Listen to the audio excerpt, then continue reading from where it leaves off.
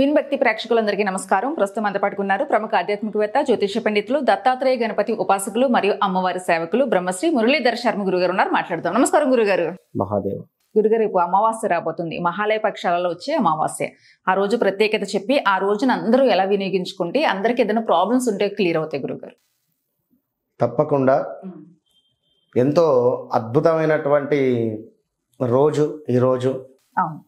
ఎందుకంటే మన తెలంగాణ సైడు ఇదే రోజు చిన్న బతుకమ్మ అని చెప్పి పితరమావాస్య అంటారు. ఈ రోజు నాడే చక్కగా కూడా చిన్న బతుకమ్మలను చేసి అందరూ కూడా పల్లెలలో ఆడపడుచులు అందరూ కూడా బతుకమ్మ ఆటలాడి చక్కగా వీటిని నీళ్ళల్లో విడిచిపెట్టేటువంటి సందర్భము. మరి ఈరోజు ఉదయం మొత్తము కూడా పితృదేవతలకు సంబంధించి మహాలయ అమావాస్యగా మనకు చెప్పడం జరుగుతున్నది. 2వ తారీఖు బుధవారం రోజు రావడం జరుగుతున్నది. ఇక్కడ ఇది అందరూ దానాలు, ఈ దానము ఆ దానము అని చెప్పిస్తూ ఉంటారు, కానీ వాస్తవానికి ఒక చిన్న టెక్నిక్ ఉంది ఇక్కడ. ఈ చిన్న టెక్నిక్ను వీరు యూజ్ చేసి ఇచ్చినట్టయితే ఒక సుమారుగా అసలు పితృదోషాలున్నా లేదా అసలు ఎక్కడెక్కడికో వెళ్ళి నారాయణ నాగ్బలి కానీ లేదా ఈ మనకు ఎలాంటి ప్లేసులో అయినా కూడా వెళ్ళి పితృదోషాలకు సంబంధించినటువంటి పూజలు ఎవరైతే చేసుకుంటున్నారో అంతకు డబల్ రెట్టింపు వచ్చేటువంటిది కేవలం మన ఇంట్లోనే చేసుకునేటువంటి రెమెడీ. దీనివల్ల అనుకున్న పనులు అనుకున్నటువంటి విధంగా ముందుకు వెళ్తాయి. దీంతో పాటుగా కొంత ఇబ్బందికరమైనటువంటి పరిస్థితులు, సంతానం కావచ్చును, పిల్లలు మా మాట వినటం లేదు అనేటువంటి సందర్భం కానీ, లేదా సరైన సమయానికి వివాహం జరగటం లేదు, 33, 34 ప్లస్లో ఉన్నాం అయినా మాకు వివాహం జరగటం లేదు, మా జాతకంలో మకరంలో లేదా కుంభంలో సూర్య భగవానుడు ఉన్నాడు, లేదా సింహంలో శని భగవానుడు ఉన్నాడు, లేదా సూర్యుడు శని ఇద్దరు కూడా కలిసి ఉన్నారు అంటేగా అమావాస్య రోజు వారి జననము జరిగిందా అనేటువంటి సందర్భం ఉంటుంది.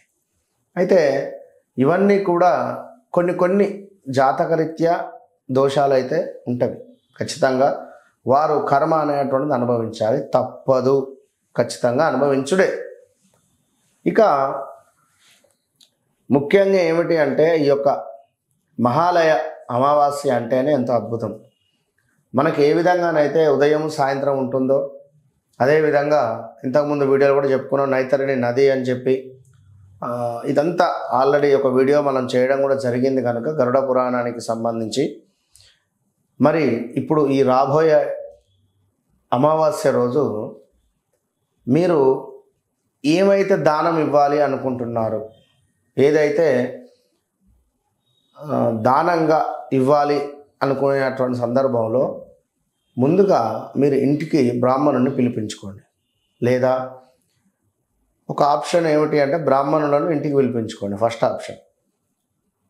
2వ ఆప్షన్ ఏమిటి అంటే ఇంట్లోనే బియ్యం ఏదైతే ఉందో ఇది లెఫ్ట్ హ్యాండ్తో తీసుకొని ఒక ప్లేట్లో పోయండి. లెఫ్ట్ హ్యాండ్తో తీసుకొని ఒక ప్లేట్లో పోయండి.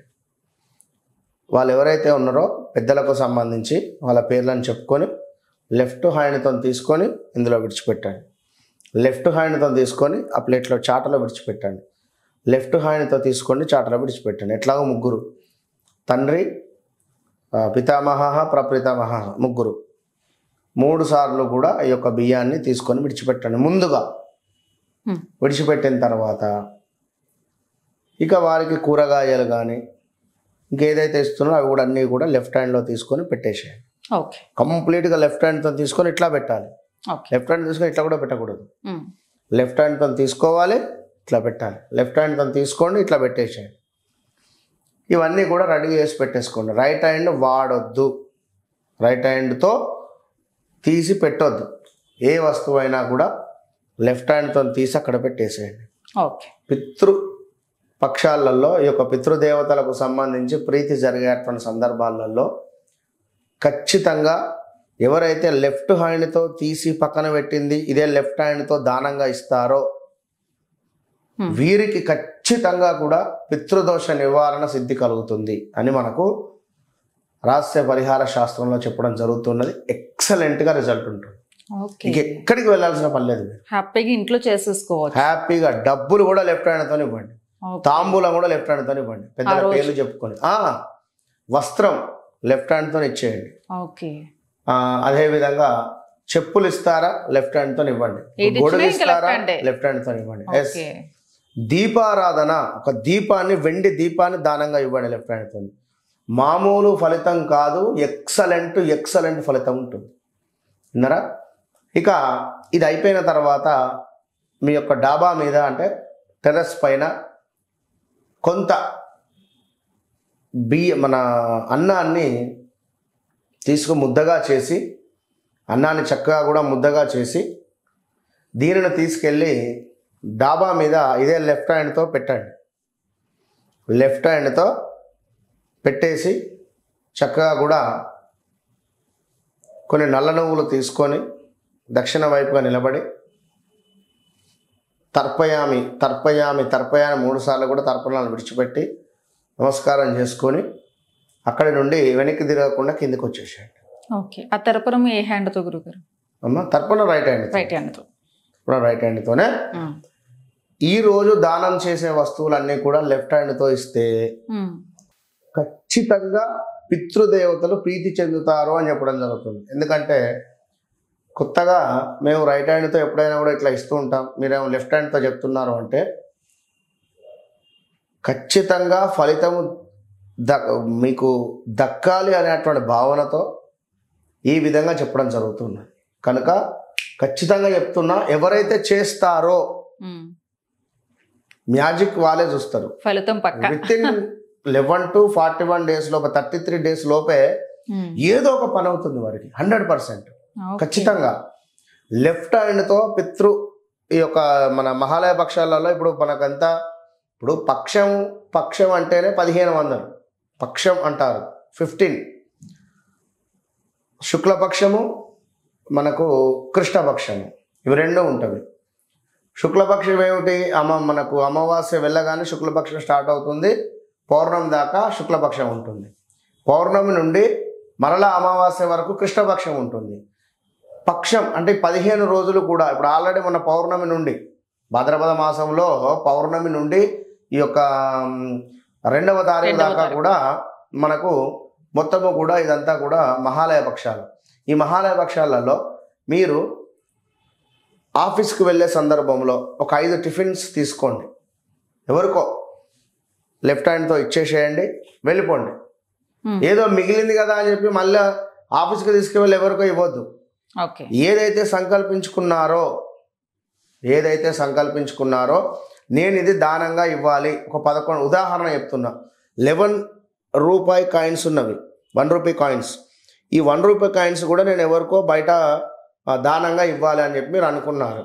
అనుకొని 1, 2, 3, 4, 5, 6, 7, 8 దానం చేశారు. 9, 10, 11, 3 కాయిన్స్ మిగిలినవి జేబులో వేసుకున్నారు. అప్పటికి ఆఫీస్ వచ్చింది, లోపలికి వెళ్ళిపోయారు, మీ పని మీరు చేసుకున్నారు.